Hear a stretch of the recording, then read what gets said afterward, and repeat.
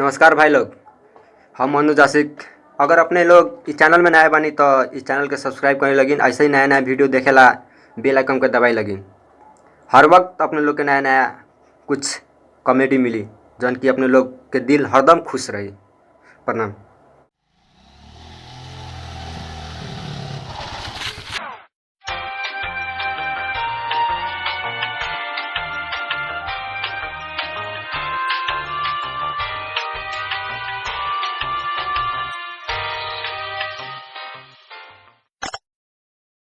ये प्यार में क्यों होता है?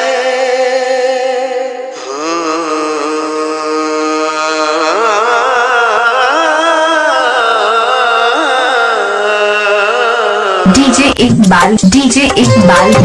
इकबाल बसोरिया पेपर चौक बेतिया।